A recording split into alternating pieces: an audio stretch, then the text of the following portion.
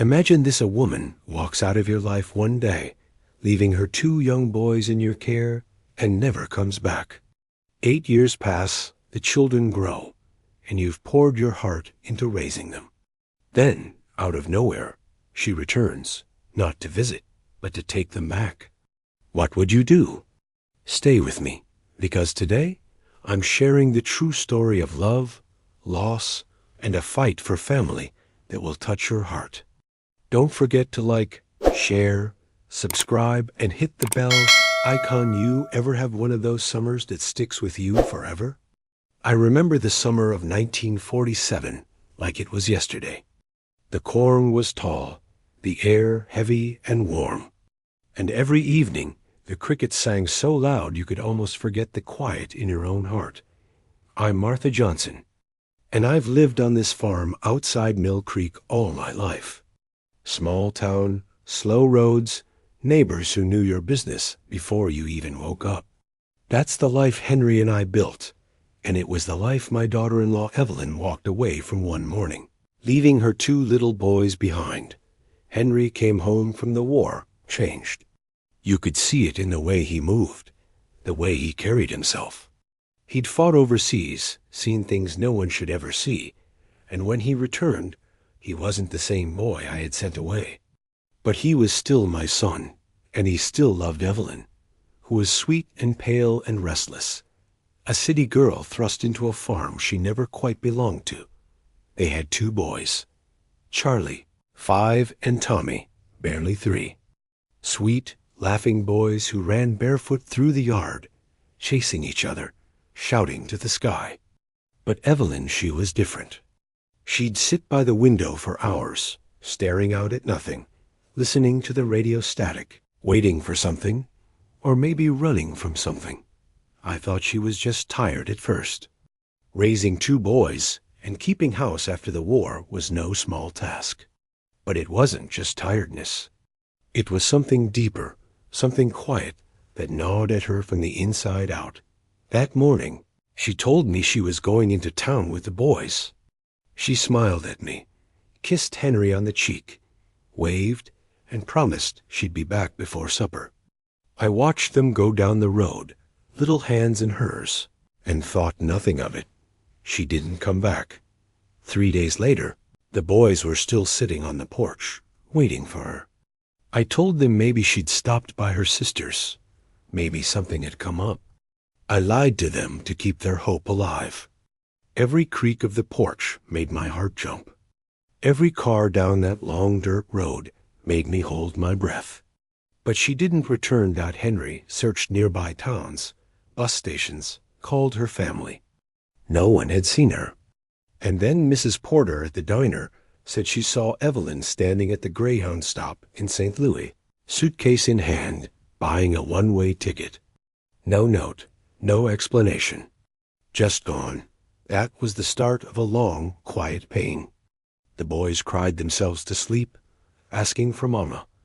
I told them she'd be back, though I didn't believe it.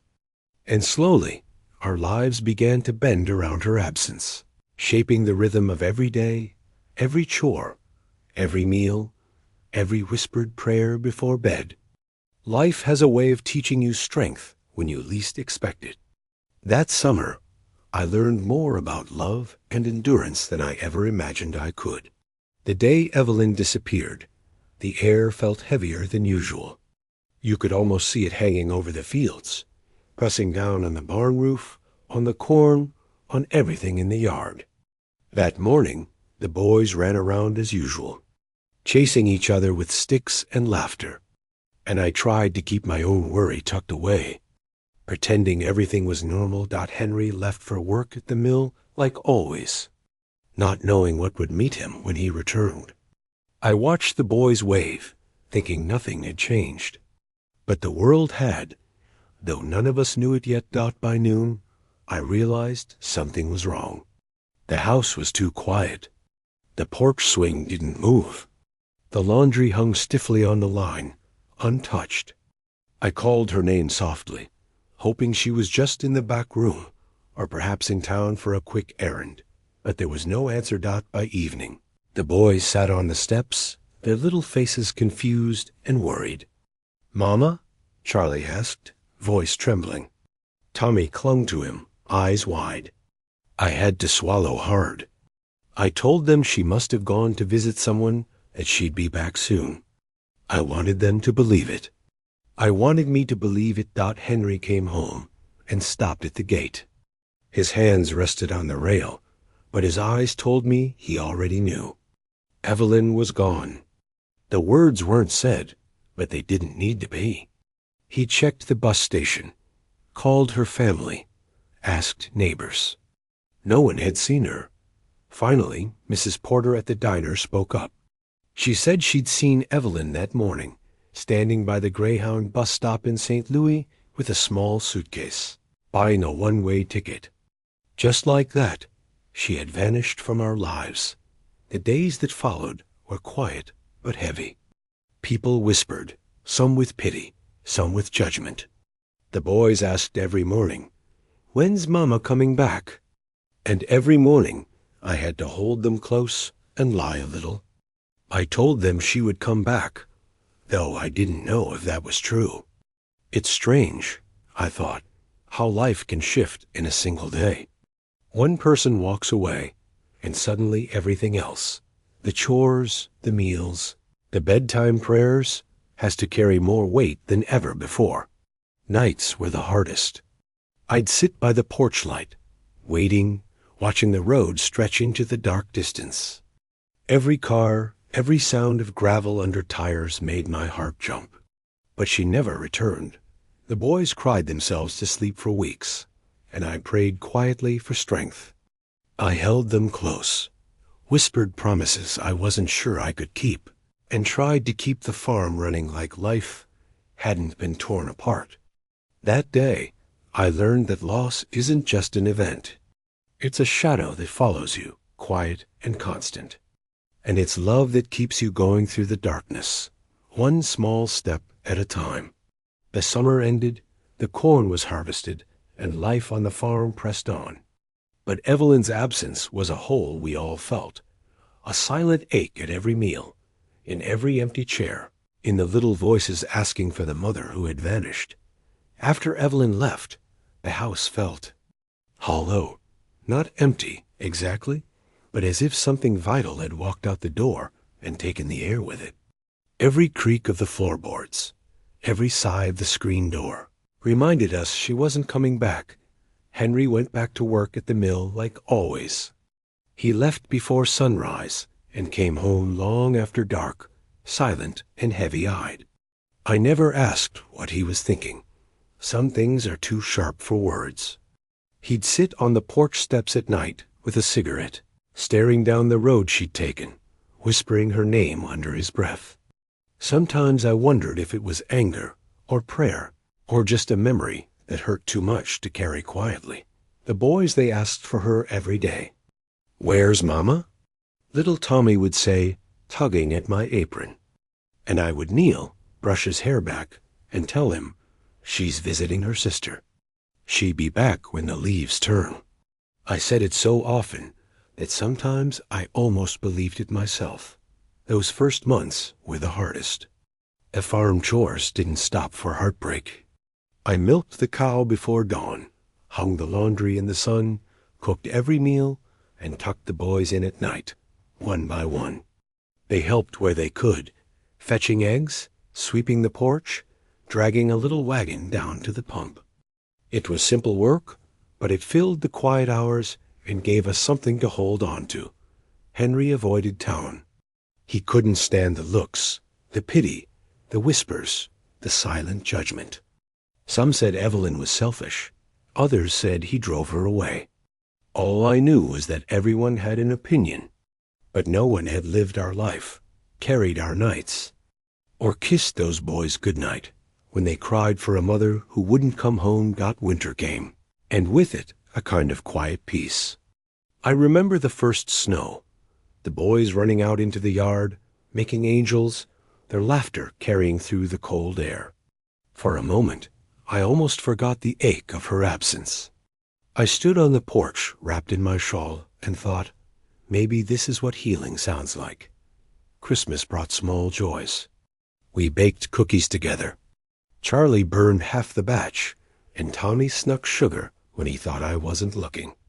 No tree that year, but we lit a candle, one for hope, one for forgiveness, even if we didn't yet know who it was, for spring arrived, slow and gentle. The lilacs bloomed by the fence, the same scent Evelyn used to wear. I caught it one morning on the breeze and froze. Memory has a way of sneaking up on you, not as pictures, but as smells, sounds, or colors you haven't seen in years. The boys grew taller. Charlie started school, proud as could be, and Tommy followed, shadow-like, learning from his brother. I'd watch them play through the fields, chasing each other and shouting at the sky, and marvel at how life had found a way to move on. A mother's heart doesn't measure by blood alone. It measures by love, care, sleepless nights, and whispered prayers. And mine was full of them. Henry started speaking again, slowly, about the farm, the weather, the boys. Not about Evelyn. One evening, he came in from the barn and said quietly, "Ma, we'll be all right. We just have to keep going." And for the first time in months, it felt like hope had returned. The years right after the war were hard. Prices were rising, men worked long hours, and women learned how much strength they truly had. We didn't look far ahead. We just took each day as it came. And every day, the boys became more ours, not by law, not by name, but by love. Those years taught me that life doesn't stop when people leave. You pick up the pieces, you keep walking, and slowly, love will build the home you need, even in the absence of those who walked away. The years rolled by quietly, almost like the wind moving through the cornfields, steady, patient, and full of small, ordinary miracles. What began as heartbreak slowly became something else. Something softer, something that looked a lot like love. By 1950, the world outside our farm was changing fast. Radios hummed, cars gleamed in the sun, and television was starting to appear in town. But here, life moved at its own pace, set by the sun, the rain, and the rhythm of chores that never ended. The boys grew so fast. Charlie had Henry's quiet strength, careful with his words, steady with his hands. Tommy was all energy and light, always turning sticks into swords and mud puddles into adventures. Every morning, they raced to feed the chickens, their laughter chasing away the dawn chill. I packed their lunches, bologna sandwiches, apples, and sometimes a cookie, and watched them march down the dirt road, books in hand, dreaming of the world beyond. Henry had started to find peace too. He never forgot Evelyn, but the sharp edge of her absence dulled over time. And then he met Clara, a gentle widow from 2 towns over. She was quiet, kind, and knew what it meant to start over. They married under the oak tree behind the house. Just us and the pastor from Mill Creek Church. Clara didn't try to replace Evelyn. She didn't have to. She just was, steady, patient, full of love for the boys. They called her Miss Clara at first, but by Christmas it had become Mama Clara. And me? I was Mama or Ma, depending on the day. Titles didn't matter. Love mattered. And love was what filled that house. You don't plan for love to grow quietly like this. It just creeps in, day by day, until one morning you realize it has wrapped around everything, even the broken parts. Those years were good, maybe the best I ever knew. The house that once echoed with sadness now rang with laughter. Evenings were spent around the table, Charlie reading aloud from his school book, Tommy fidgeting but listening, Clara humming while mending socks, Henry nodding quietly. Proud of what we had built, summers brought baseball games with the Mill Creek miners, apples for cider, and afternoons spent in the orchard. Winters were for sitting by the stove, telling stories, and holding the boys close as the snow fell outside. Life wasn't perfect, but it was ours. Sometimes I'd watch them running through the fields at dusk and think, these boys aren't just my son's children anymore. They are my life's second chance.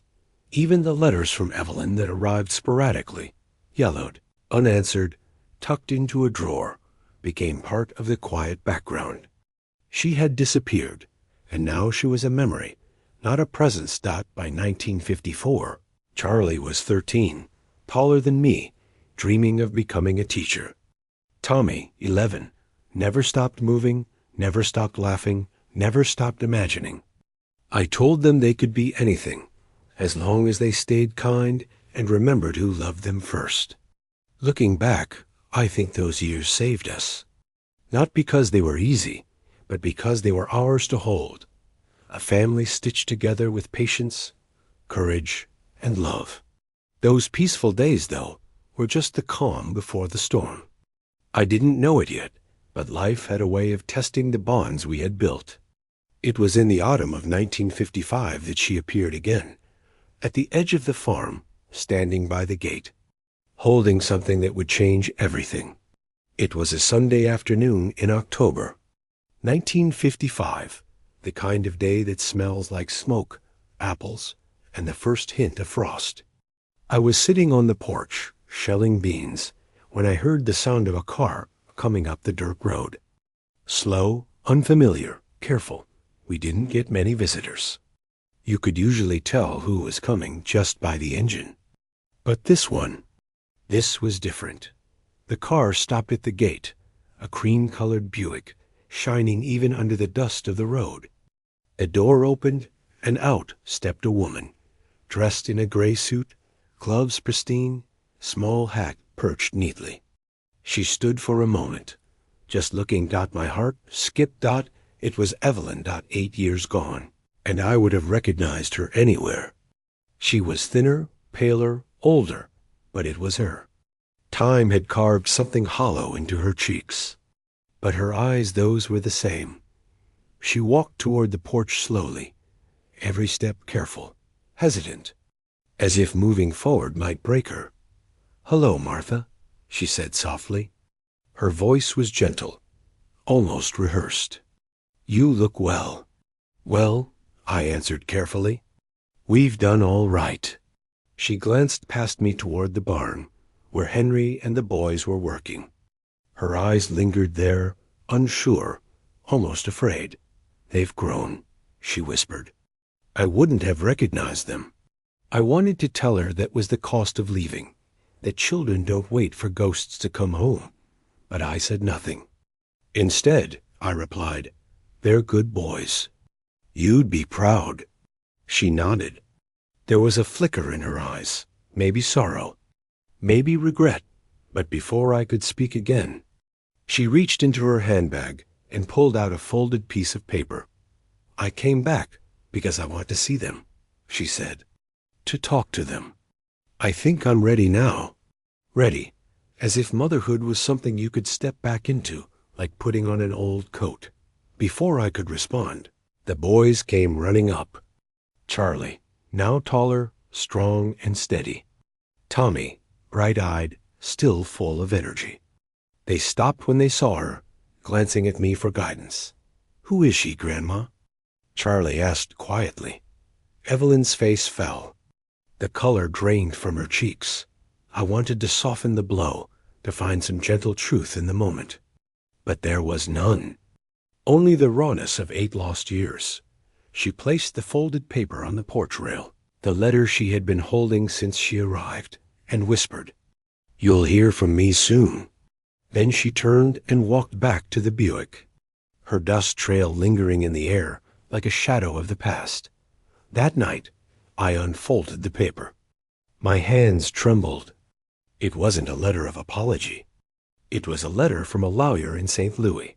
Formal, cold, stamped, signed. She wasn't just asking to see the boys. She was suing for custody. For 8 years, I had raised those boys as my own. I had held them through tears, wiped their scrapes, prayed over them every night. And now, the woman who had abandoned them wanted them back, not with love, but with a signature. I felt the weight of it settle over me. And in that moment, I understood. The real battle wasn't just about the law. It was about love, years of care, and the unbreakable bonds forged in absence. In a small town, news travels faster than the wind, and gossip spreads like fire. By the time I set down Evelyn's lawyer's letter, half the town already knew what it said. The next morning, I couldn't walk into the general store without feeling eyes on me.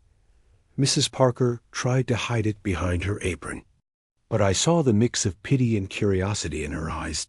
By evening, it wasn't just whispers anymore. People had opinions. Some said Evelyn was cruel. How could anyone leave her children for years and then expect them back? Others said, blood is blood, quoting scripture as if it settled everything. Even church wasn't safe. Faces I had known for years suddenly looked unfamiliar. Reverend Collins came by one afternoon, hat in hand, voice soft. "Martha," he said, "Evelyn tells me she's been through hard years. She's found faith again and wants to make amends." I looked him in the eye. "Reverend, when a woman walks away from her children, which part of that is faith?" He sighed. "I'm not here to judge. Only to remind you that the Lord asks us to forgive." Forgive. Easy to say when your heart isn't the one breaking. That night, Charlie sat on the back steps, whittling a stick. I joined him, brushing his hair back. "Grandma, why is everyone talking about Mama?" he asked. I swallowed hard. "She thinks she made a mistake," I said. "Now she wants to come back." He didn't look up. "She left," he said simply. "You didn't." Simple truth, clean and sharp. I felt a pang, but also a surge of pride. We had survived. We had kept our family together. The weeks that followed were tense. Letters, legal papers, trips to town. The weight of the coming hearing pressed on us. The sheriff stopped by, just to talk, and even the mailman delivered each envelope with a hesitant glance. By then, the town had split. Neighbors who once brought pies now crossed the street to avoid us. Some women, especially widows who had raised children alone, stood fiercely by my side. Others, newer families, whispered that Evelyn deserved a second chance. Even the boys felt it. At school, children whispered behind their backs. One afternoon, Tommy came home, eyes red.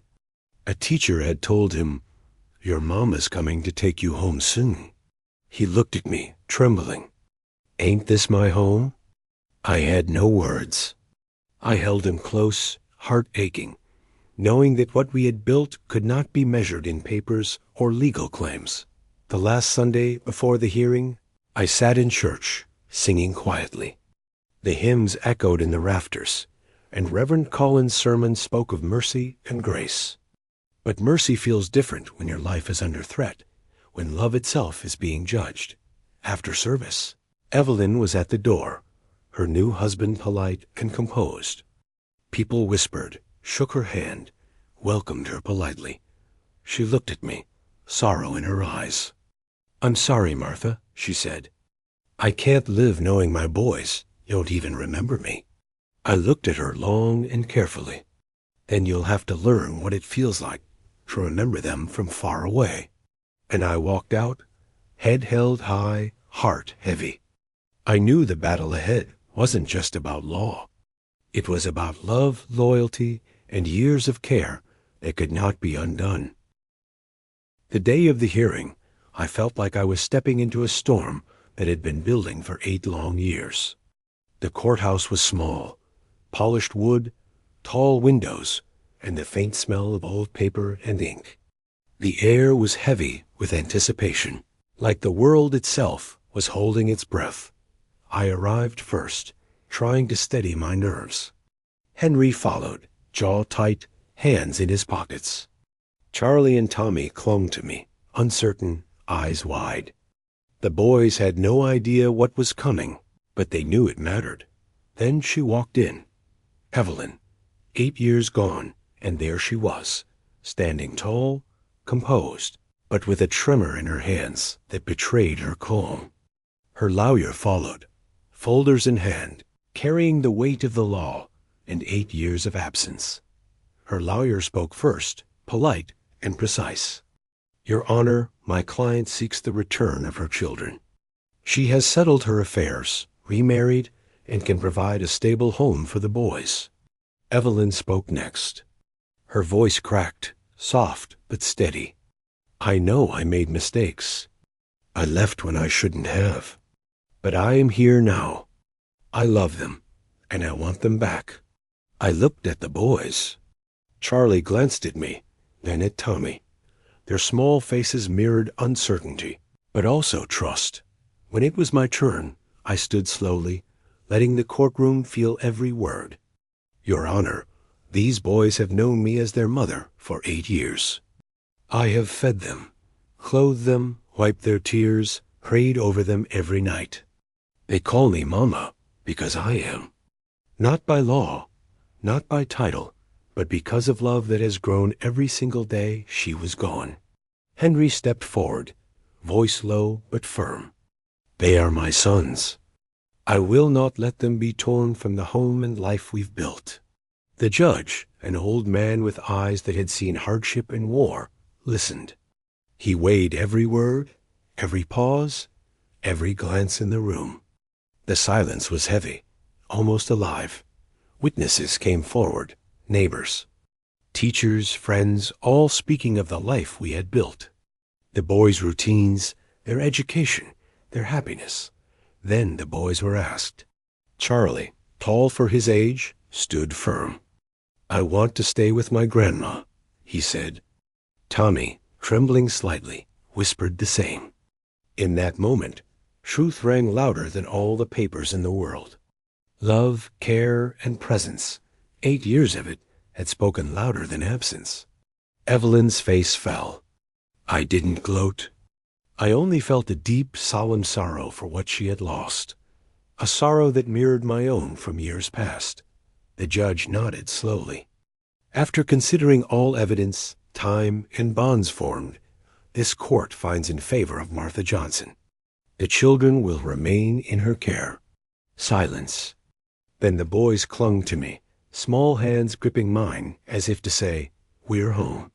Henry exhaled, relief washing over his face. Evelyn left quietly, her new husband beside her. No words were exchanged, only sorrow, acceptance, and the heavy understanding that some bonds cannot be reclaimed by law alone. That day, I learned something essential. The law may count absence, but it cannot measure love. And for 8 years, we had been present in ways that could never be undone. Time has a quiet way of moving, faster than you notice, yet slower than you wish. After the courtroom battle, life didn't return to what it had been. It returned to truth. And truth has its own rhythm. The boys grew before my eyes. Charlie, tall and steady, careful with his words, became a young man full of quiet confidence. Tommy, bright and wild, never stopped laughing, never stopped imagining, never stopped filling the house with life. Every morning, they ran to feed the chickens, to collect eggs, to help with chores, and every night, they curled up under blankets I had tucked tight, whispering secrets or stories of the day. Henry found peace, too. He never forgot Evelyn, but the sharp ache of her absence softened over time. Clara remained a steady presence in our lives, patient, kind, loving. She didn't try to replace Evelyn. She just was, a gentle hand guiding the boys, quietly loving them, and letting them love her back. Even the letters from Evelyn that came sporadically yellowed, polite, cautious, became part of the background. She had disappeared, and now she existed as a memory, not a presence. Motherhood isn't measured by blood alone. It's measured by sleepless nights, scraped knees, whispered prayers, and love that grows quietly, day by day. And mine was full. The years rolled on. Summers brought baseball games and orchard adventures. Winters were for fireside stories, baking, and quiet evenings under warm lamps. The boys learned what love felt like, not just from a mother in name, but from one who had been there for every step, every tear, every laugh dot by the time Charlie and Tommy left the nest in small steps. First for school, then jobs, then adulthood. I felt the quiet pride of a life well lived. They were ours, not because of law, not because of letters, but because of the bonds we had nurtured and the love that had never wavered. I often think about Evelyn, not with anger, not with bitterness, but with understanding. We make choices, and so do others. Sometimes the hardest choices test your heart more than your mind. I watched the sun set over the fields, listening to the wind through the tall grass, and I felt the pulse of those years, the laughter, the tears, the prayers, the quiet moments of love that had held us together. Life has losses, surprises, and heartbreaks. But sometimes, if you hold on, love finds a way to endure. And that is the story worth telling. Thank you for listening to this story of love, resilience, and family. If you love hearing real stories of American history and lives that shaped it, please like, share, and subscribe. And remember, every story matters.